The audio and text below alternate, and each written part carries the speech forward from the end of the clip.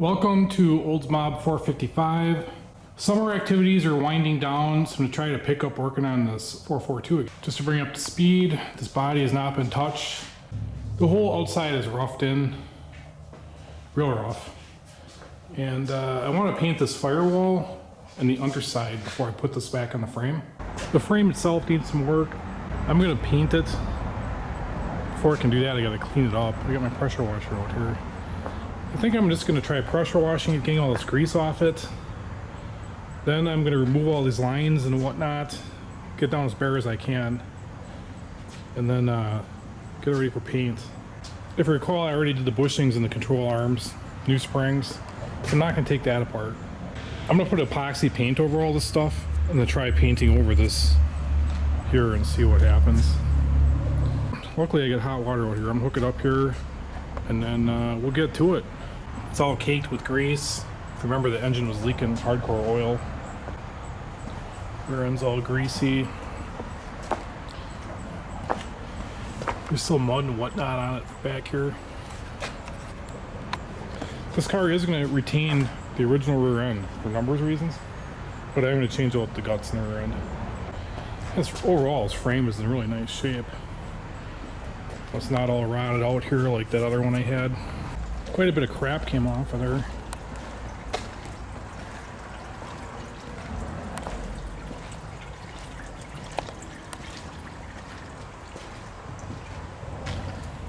I was all blasting up in this box frame, both directions, all up in this area.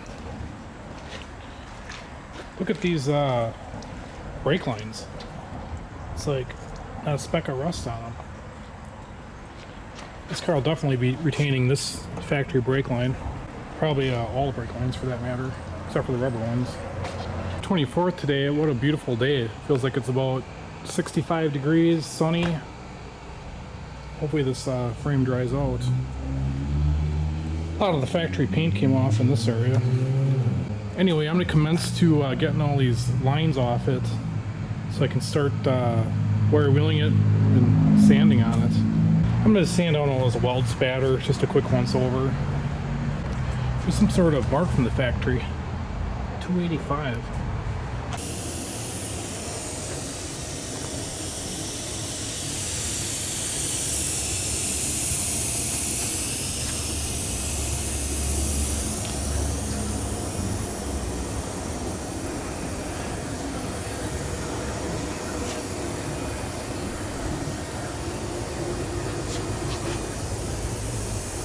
I'm filming this stuff so I can remember how it goes. This steel is right over the top of that clamp.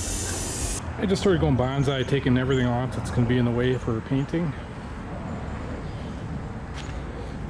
I'm going to take the rest of the steering gear off. I think the wheels, rotors, calipers, e-brakes are off. 4 bolts in the rear end will come right out. I got my level on it there. See, the bottom's kind of cupped a little bit. I think that's from people putting jacks on it. Top's still square though. Maybe I'll work on that a little bit. I think I'd have enough leverage here if I take this rear end out. I could actually pick the back of this frame up and wheel her out for whatever work I gotta do. I don't know how much time I'm gonna have the next few weeks. I got some stuff coming out, but I'll try to stay on this as much as possible. I did notice it's like there's 3 holes drilled in the frame here. I'm pretty sure those are not supposed to be there. Other than that, I don't have to do any welding on this frame, but we're going to look at the parts car and see if it's got anything landed there like a ground, but I doubt it. Here's the parts car. She's been sitting outside. Man, just sitting outside really takes its toll on a car. But anyway,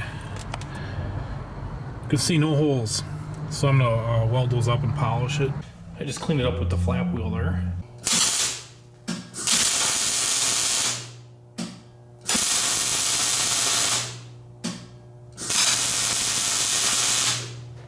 That's all it's going to take. I'll hit that with that flap wheel and see what we got. I think I'm going to hit it with the Roloc to blend it in.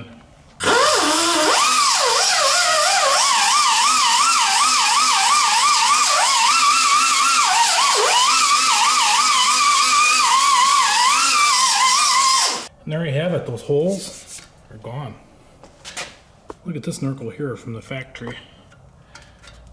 I'm gonna zip that off, polish up a lot of this booger stuff here. Just keep working over that whole frame. It's gonna be probably a couple days worth of polishing it up.